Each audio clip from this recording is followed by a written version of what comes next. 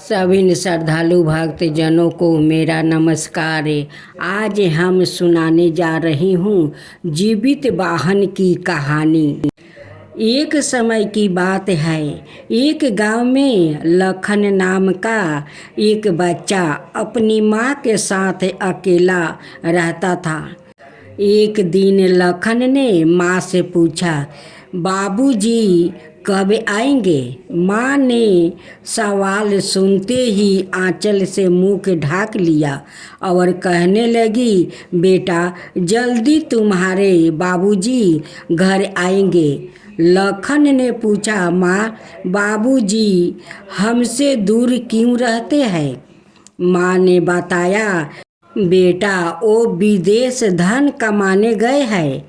लखन ने कहा, माँ गोलू की माँ कह रही थी कि जो भी विदेश जाता है उसे काली परी जानवर बना देती है। हमारे बाबूजी को काली परी जानवर नहीं बना सकती है, ना वो तो बहुत ताकतवर है। माँ बोली, हाँ तुम सही कह रहे हो, वो जल्दी ही हमसे मिलने आएंगे। इतना कह कर वो अपने काम में लग गई। अगले दिन गांव के पंडित जी ने उन्हें बाहर से आवाज़ लगाई, लखन अरे ओ लखन जरा बाहर तो आना, एक ज़रूरी खबर देना है।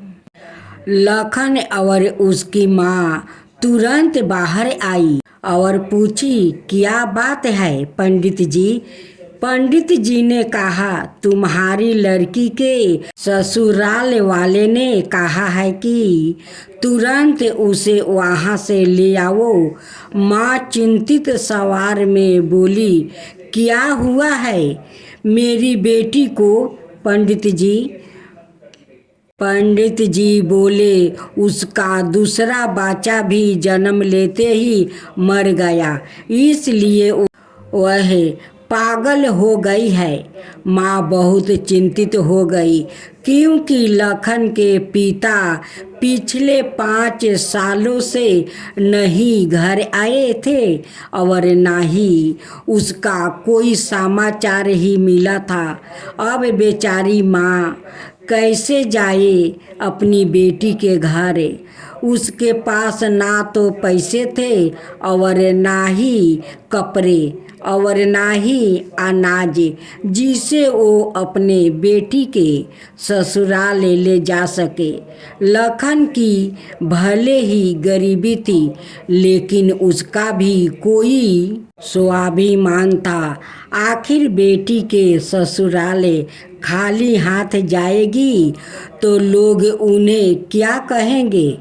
उसकी बेटी की ससुराल भी काफ़ी दूर था, फूलपुर नाम था उस गांव। वहां जाने में 1 दिन लग जाते थे।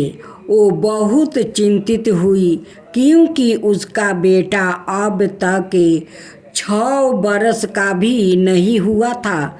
उसे कैसे उतना दूर लेकर जाएगी? पैसे होते तो बैलगाड़ी से उसे वहाँ साथ लेकर जा सकती थी। अगले दिन वो जहाँ मजदूरी करती थी उसे उधार मांगने गई, पर उसने उधार देने से मना कर दिया क्योंकि पहले लिए हुए उधार अब तक वो नहीं चुका पाई। निराश होकर वो अपने घर की तरफ जाने लगी। अचानक उसकी नज़र एक गौरैया पर पड़ी जो मूंग के दाने को अपने बच्चे को खिला रही थी। थोड़ी ही देर में वो गौरैया उड़ चली और कुछ ही क्षण में वापस भी वो आ गई। अपने मुंह में मूंग दबाए वो अपने बच्चों को दाना खिलाने के बाद जब वो दोबारा उड़ी, ना जाने क्यों लखन की माँ उस गौरैया की पीछा करने लगी। कुछ ही दूरी पर उसने देखा कि रास्ते में मूंग की दाल गिरी हुई है। आगे एक दाल की टोकरी भरी बैलगाड़ी पलट गई थी। लखन की माँ आगे बढ़ी तो देखी एक बूढ़ा आदमी दोनों को समेट रहा था। लखन की माँ उसी बेआकित की मदद करने लगी। उस बूढ़े ने उसे उसकी मदद करने के बदले उसे थोड़ा सा मूंग का दाल दे दिया। लखन की माँ ने उसे खुशी खुशी अपने आंचल में रख लिया और घर चली आई। अगले दिन उसने सोचा जो मूंग के दाल उसके पास है वही दाल लेकर वो अकेले ही उसकी बेटी के ससुराल जाएगी और उसे वापस लेकर आएगी।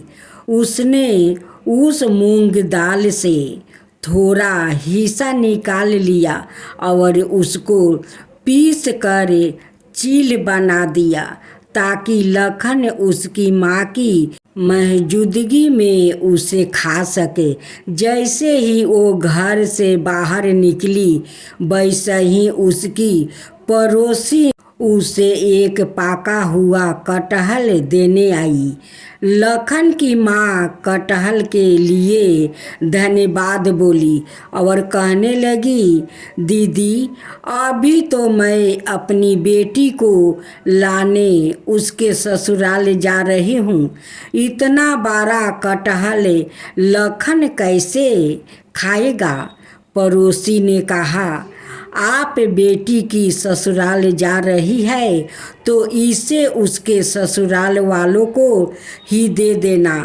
मैं लखन को कटहल बाद में दूंगी।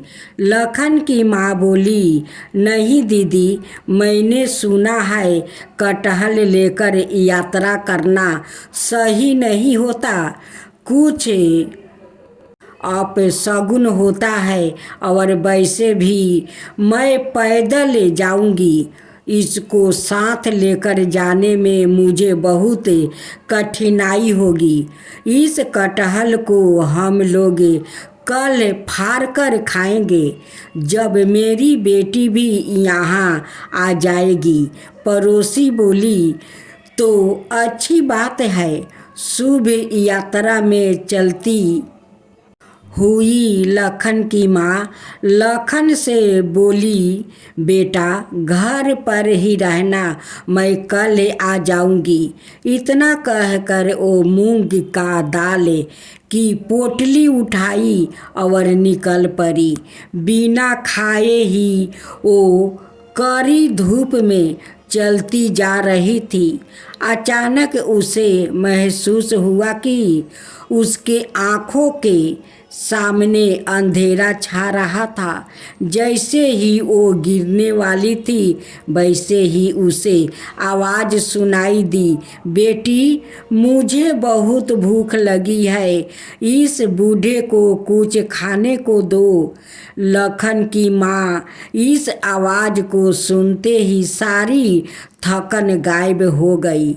उसने सामने एक बूढ़ा बेआकित को देखी और कहा, बाबा मेरे पास अभी खाने को कुछ भी नहीं है, बस यह कच्ची मूंग का दाल है।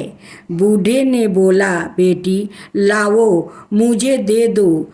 लखन की माँ बिना सोचे समझे उस बूढ़े को दाल दे देती है। बूढ़े ने सभी मूंग दाल को अपने लोटे में डाल लिया।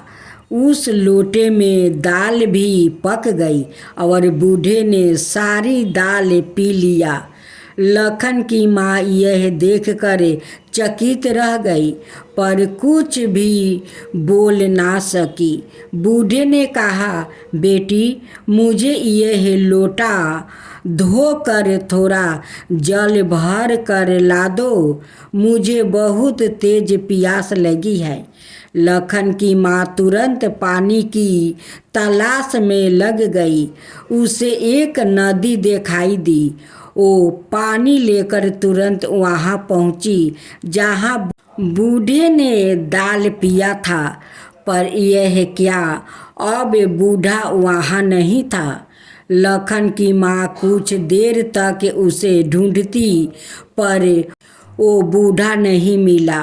आते पानी उसने सवाए पी ली और लोटे को अपने थैली में रख ली। चलते चलते आखिरकार वो अपने बेटी की ससुराल पहुंच गई। उसे याद आया कि अब उसके पास कुछ नहीं बचा था। बेटी के ससुराल में देने के लिए वो खाली थैली देखने लगी। थैली में रखा लोटा गेहूं से भरा देख कर लखन की माँ बहुत ही चकित हो गई। वो लोटे से गेहूं को कपड़े में डालने लगी, पर यह क्या, उसका लोटा खाली ही नहीं हो रहा था। लखन की माँ ने ईश्वर का कोई चमत्कार समझ कर मन ही मन ईश्वर को धन्यवाद देने लगी। उस कपड़े में जितना गेहूं भर ली और बेटी के घर के बाहर दरवाजे पर खड़ी होकर बेटी को पुकारने लगी। आवाज़ सुनते ही बेटी की सास बाहर आई और लखन की माँ को भीतर ले गई। माँ ने अपनी बेटी का हाल देखा तो बहुत रोना आई, पर कुछ भी कर नहीं सकती थी। उसे अपने साथ लेकर घर के लिए निकल पड़ी।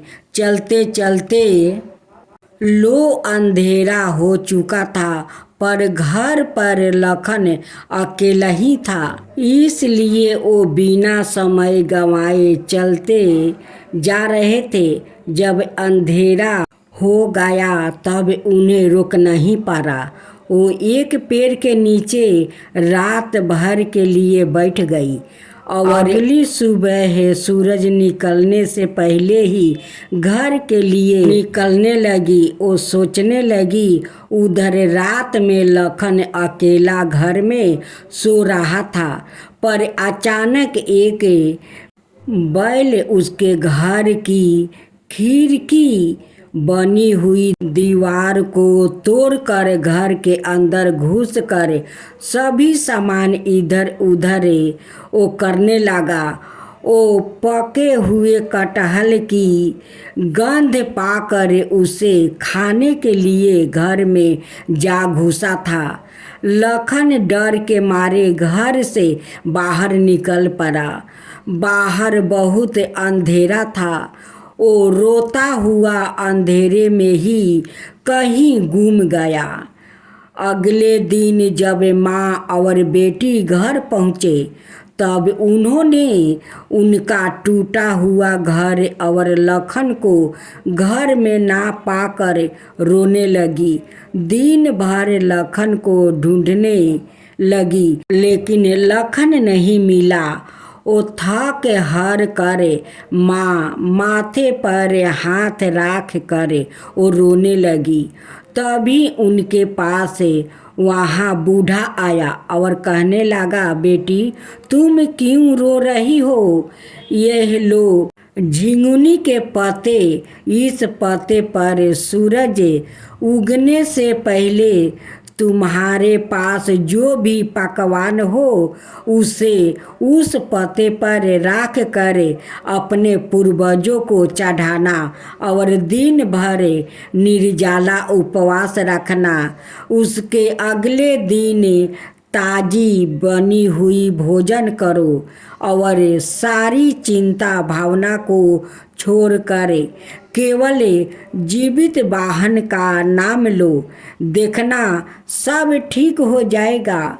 लखन की माँ तुरंत लोटा निकाल कर बूढ़े को देने लगी और बोली, बाबा यह लोटा आपका है। बूढ़ा बोला, यह मेरा अब कोई काम नहीं आएगा, इसे तुम ही अपने पास रख लो। लखन की माँ ने बूढ़े के कहे अनुसार ही लोटे का उपयोग कर गेहूँ पीस लिया और सारा काम किया। साथ ही साथ उसकी बेटी ने भी अपनी माँ के साथ साथ मिलकर व्रत को समाप्त किया। व्रत के समाप्त होते ही माँ लखन की आवाज़ सुनकर घर से बाहर आई। बाहर आते ही उसकी खुशी का ठिकाना न रहा। उसके सामने लखन और लखन के पिता खड़े थे।